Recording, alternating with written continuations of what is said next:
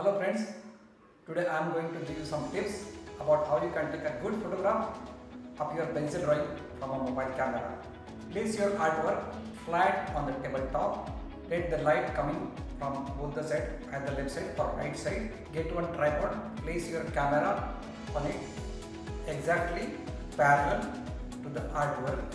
To avoid the reflection on the graphite, your pencil drawing, take one black paper or dark paper, hold it behind the camera or above the camera, you can say mobile camera, which will avoid the reflection under the artwork of the ceiling.